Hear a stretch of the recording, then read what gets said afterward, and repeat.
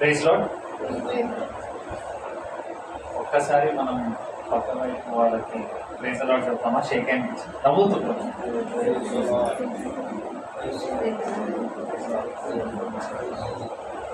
కదా, కొంచెం ఉండాలి. లేకపోతే అందరూ ఒక్కొక్కసారి ఏంటంటే మేము ఇక్కడ నుంచొని చెప్పాలన్నా కూడా మోటివేషన్ కనపడదు.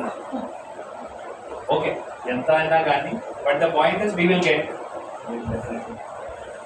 ఓకే, సో నేను పోయిన వారం నేను ఏదైతే చెప్పానో ఏంటంటే అందరికీ ఇప్పుడు దైవజనుల ద్వారాగా ఖచ్చితంగా మనకి కావాల్సిన ఆహారం బైబిల్ ద్వారాగా దైవజనుల ద్వారాగా మనకు వస్తూనే ఉంటుంది. కానీ నేనేంటనంటే కొంచెం డిఫరెంట్. ఎందుకనంటే బైబిల్లో ఎలాగా అంటే ఎంతోమంది ఉన్నారు, మనకి తెలిసిన వాళ్ళు ఉన్నారు, తెలియకుండా కొంచెం మంది ఎంతో గొప్ప కార్యాలు దేవుడు వాళ్ళ జీవితంలో చేసిన వాళ్ళు కూడా చాలామంది ఉన్నారు. అలాంటి వాళ్ళ గురించి మీ ముందుకు తీసుకురావాలని నేను ఒక చిన్న సిరీస్ లాగా అనుకున్నాను. సో ఎంతమంది గుర్తుపెట్టుకున్నారు లాస్ట్ వీక్ నేను చెప్పింది ఎవరి గురించి? పిల్లలు చెప్పండి. ఆల్రెడీ ఆన్సర్ చెప్పారు, వినలేదు.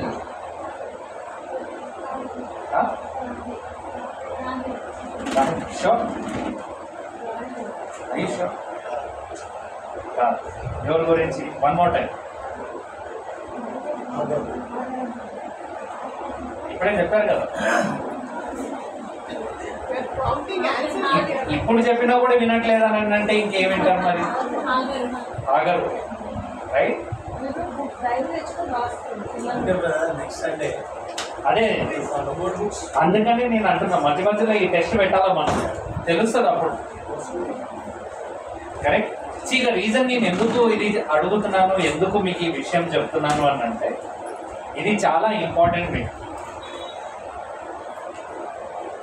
రేపు మీరు ఎప్పుడైతే వేరే సంఘం వాళ్ళతో కానీ లేకపోతే పిల్లలతో కానీ మీరు మాట్లాడేటప్పుడు ప్రేమ హస్తం ఫౌండేషన్ చారిటబుల్ ట్రస్ట్ పిల్లలు అని అంటే ఎంతో నాలెడ్జ్ ఉన్నవాళ్ళని తెలియాలి వాళ్ళు.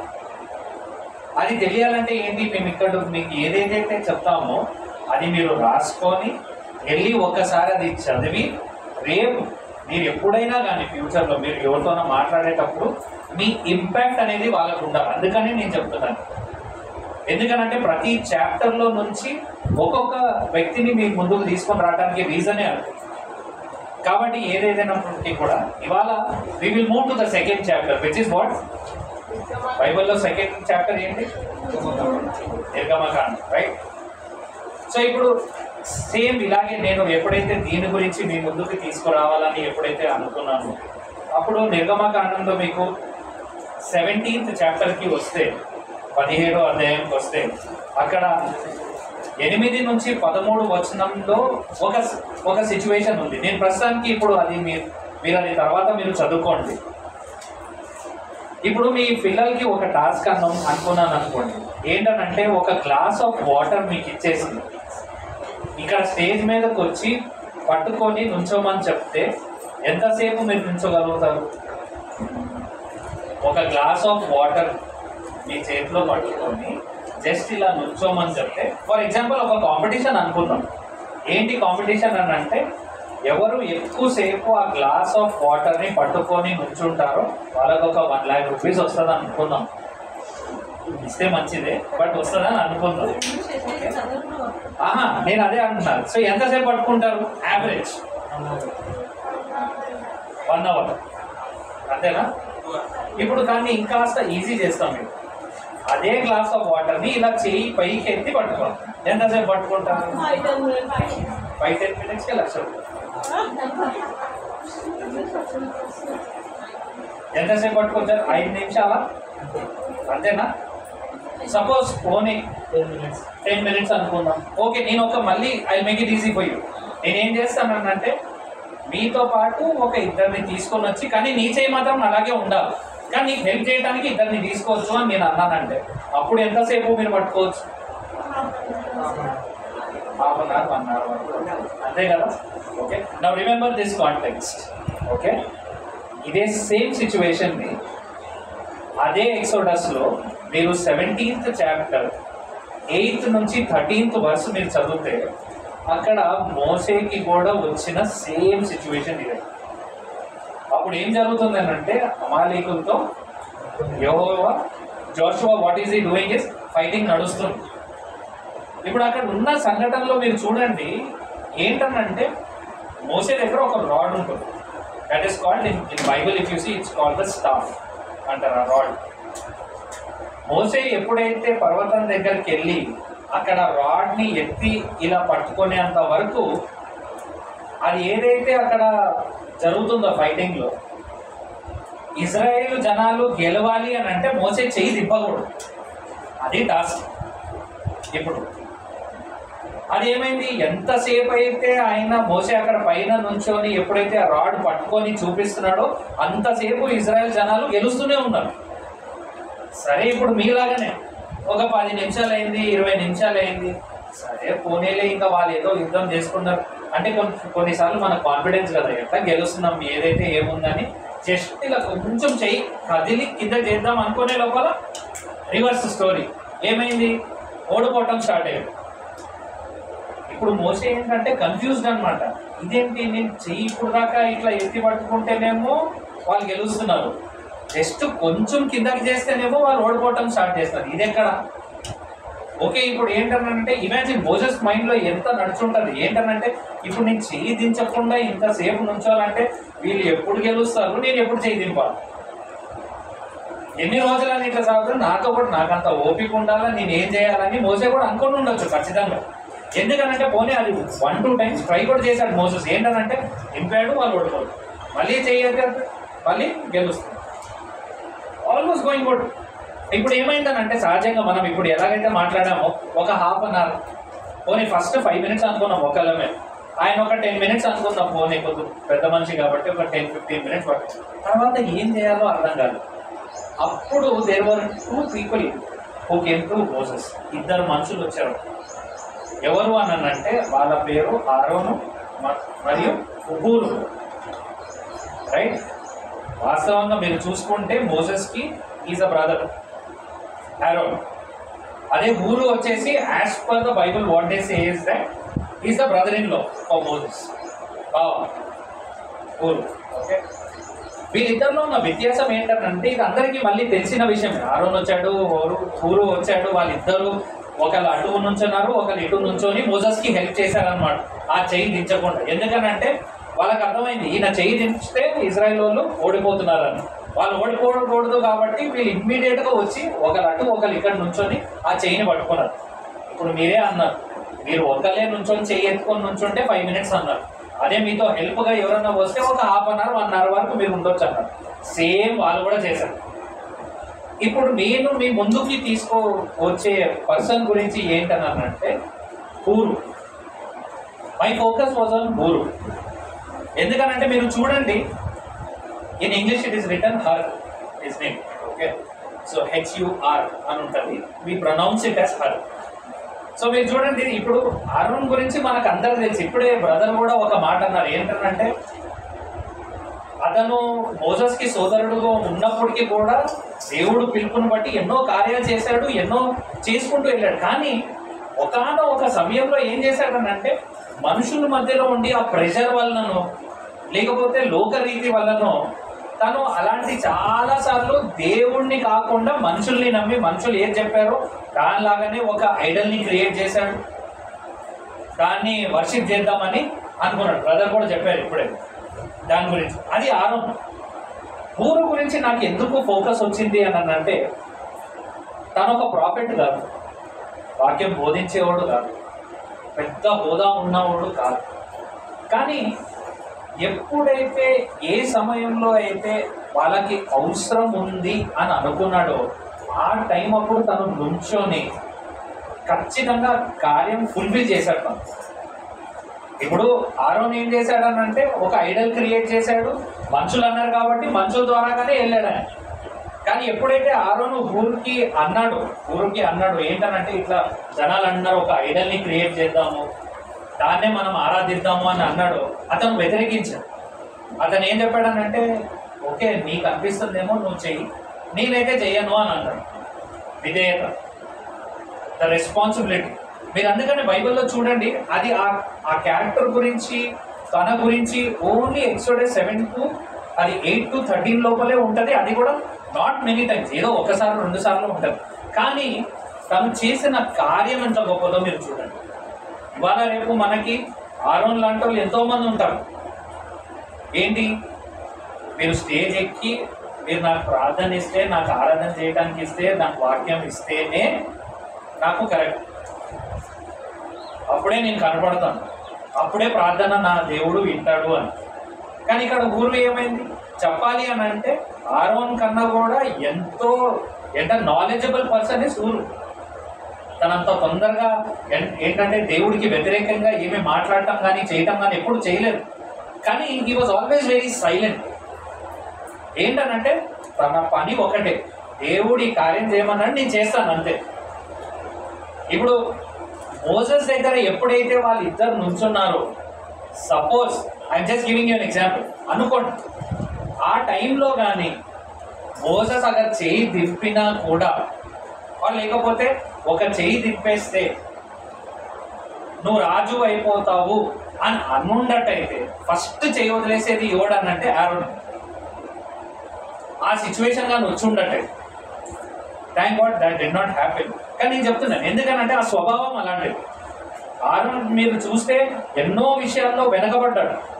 అప్పటికి తనకు హోదా ఉంది, జనాల్లో పలుకుబడి ఉంది, దేవుడు పిలుపు ఉంది, దేవుడు చెప్పినట్టు కూడా నచ్చాడు. కానీ అట్ ద సేమ్ టైం ఒక్కసారికి ప్రెషర్ రాగానే ఆగిపోయే మనిషి. కానీ ఊరు అలా చేయలేదు. తను రాజు అవటము అనేది కోరుకొనే ఉన్నట్టయితే ఎంతో సమయం పట్టేదే కాదు, ఇప్పుడు అవి వెరీ ఈజీ. కానీ తను ఏమనుకున్నాడనంటే, నా దేవుడు నేను ఎలాగున్నా కూడా వింటాడు, ఎలాగున్నా చూస్తాడు. మన హగర్ విషయంలో కూడా ఏమైంది, ఆమె ఏమనింది, దేవుడు నన్ను చూస్తున్నాడు అని ఎప్పుడైతే అనిందో, ఇది కూడా ఏంటనంటే నేను ముందు ఉండి నేను చేయాల్సిన అవసరమే నాకు లేదు. నేను కనపడకపోయినా నా క్రియల ద్వారా, నా విధేయత వలన, నేను ఎంత ఒబీడియంట్గా నేను ఆయన వాక్యం బట్టి నేను ఎప్పుడైతే నడుస్తానో దేవుడు నన్ను చూస్తాడు, దేవుడు నా మాట వింటాడు. హల్లెలూయా. కాబట్టి ఇవాళ మీతో నాతో నేను చెప్పేది ఏంటంటే, ఇటువంటి క్యారెక్టర్ మనం కూడా ఇన్స్పైర్ అవ్వాలి. ప్రతిసారి మనకి ఏంటంటే నాకు అది ఇస్తేనే నేను ఇది చేస్తాను. పిల్లలు ఎస్పెషలీ కదా, మనం కూడా ఏమంటాము, పేరెంట్స్కి చాలాసార్లు మనం కూడా అంటాం కదా, అఫ్కోర్స్ మనం అన్నాం అని నేను అనుకుంటున్నాను, కరెక్టే కదా. ఓకే, ఏంటంటే పేరెంట్స్కి ఏమంటాం, ఓకే నువ్వు ఒక 80 మార్క్స్ తెచ్చుకోరా అని అంటే, ఫస్ట్ నాకు ఏమిస్తావు నువ్వు 80 మార్క్స్ తెస్తే చెప్పు. ఇప్పుడు నీకు ఏ వస్తువు అయితే నేను ఇస్తానని అంటానో దాన్ని బట్టి నీ మార్క్స్ డిపెండ్ అయి ఉంటుంది, అంతే కదా. అది జనరల్గా కదా, that is not how it is. నువ్వు ఏం చేస్తావా, నువ్వు చదువుకుంటావా, నువ్వు ఏం చేస్తావా, అదంతా నీ ఇష్టం. నీకు రావాల్సింది దేవుడు ఎట్లయినా రప్పిస్తాడు, ఫర్ షూర్. నేను అందుకనే పిల్లలకి ప్రతిసారి చెప్పేది అదే, who ever is studying, who ever is trying to grow in the life, నేను ఏమంటానంటే మీ సైడ్ నుంచి 99% ఎఫర్ట్ మీరు పెట్టాలి ఫస్ట్. ఎప్పుడైతే మీరు 99% మీరు ఎఫర్ట్ ఆనెస్ట్గా హోల్ హార్టెడ్లీ దేవుడికి ప్రార్థన చేసి దేవుడి మీద భారం పెట్టి మీ ఎఫర్ట్తో మీరు 99% పెడితే, ఆ 1% దేవుడు ఎట్లయినా మీతో పెడతాడు. అప్పుడు యూ విల్ బికమ్ 100%. ఇప్పుడు మీరు చూడండి, ఈ సిచ్యువేషన్లో కార్పొరేట్ వరల్డ్లో ఏంటనంటే చాలా వరకు మేము ఎప్పుడు వింటూ ఉంటాం, ఏంటనంటే టీం వర్క్ అంటాం. ఈ సిచ్యువేషన్ మీరు చూసుకుంటే ఎంత టీం వర్క్ చూడండి. ఇక్కడ లీడర్ ఎవరు అని అంటే మోసెస్. యుద్ధం చేస్తుండే ఎవరు, జోషువా. ఓకే, తనకి మోసెస్కి గెలవాలి, ఇజ్రాయలైట్స్ ఓడిపోకూడదు అని హెల్ప్ చేసింది ఎవరు, Aaron, Hur. Right, this is all a team work. So అక్కడ ఏం జరిగింది, ఒకరు యుద్ధం చేశారు, ఒకరు ప్రార్థన చేశారు, ఇద్దరు సహాయం చేశాడు. ఇవన్నిటి వలన దేవుడు గొప్ప కార్యం చేపించాడు. ఇప్పుడు దీనివల్ల జరిగింది ఏంటి, అక్కడ వాళ్ళు గెలిచారు.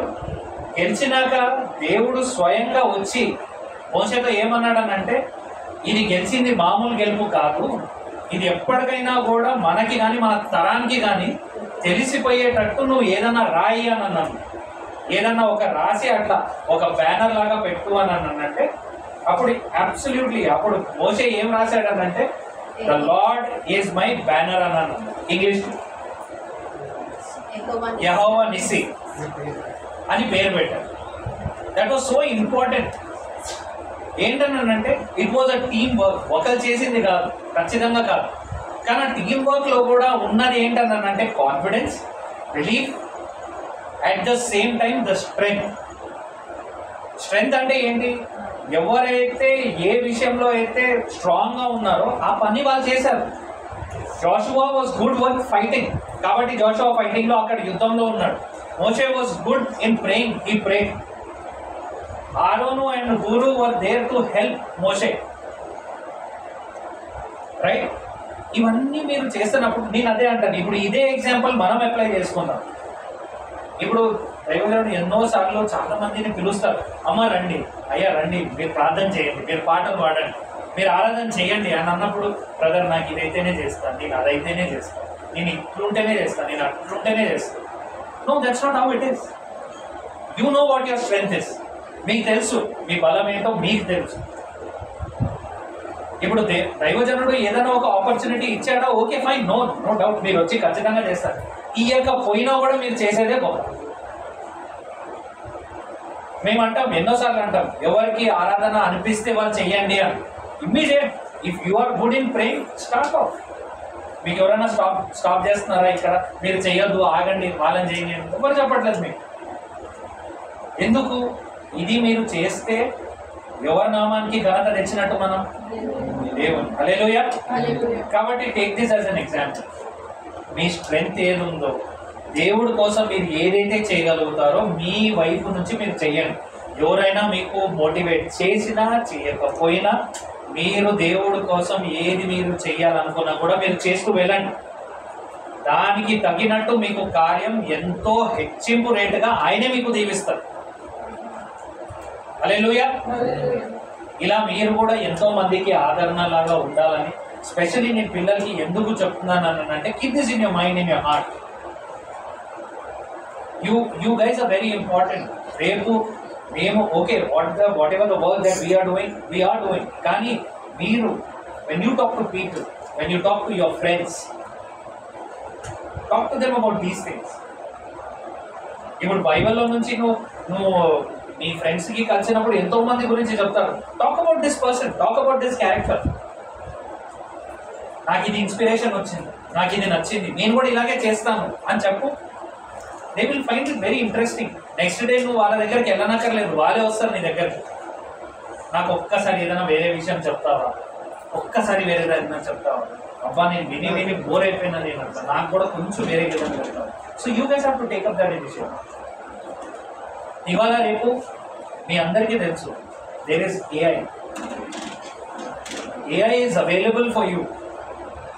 ఇప్పటికీ నేను చెప్తున్నాను, ఇట్స్ ఆల్ అబౌట్ మీరు ఎలా ఏఐని వాడతారు అనే దాని మీద ఇట్స్ ఆల్ డిపెండెంట్.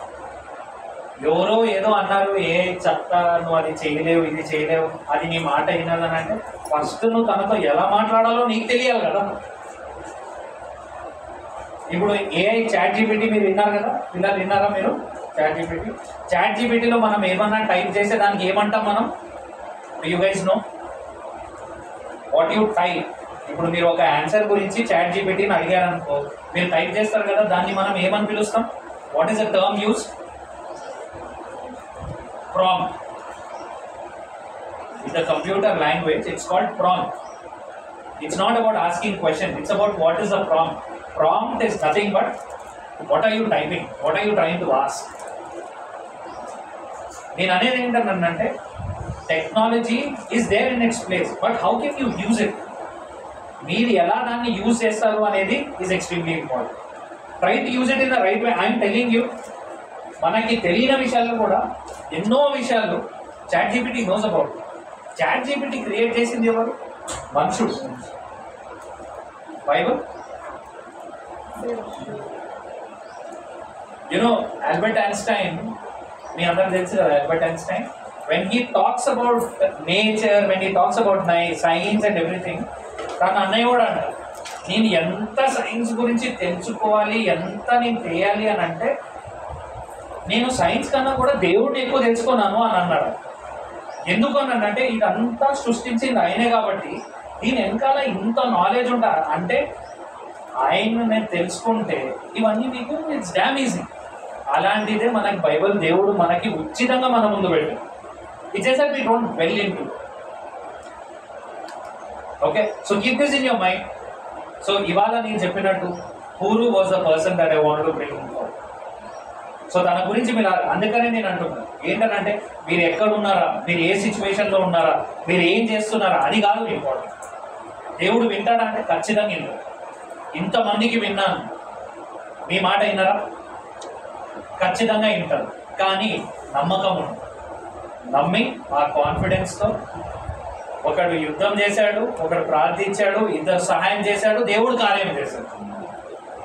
కాబట్టి ఇదే మీ జీవితంలో కూడా మీరు అప్లై చేసుకొని try to carry this forward.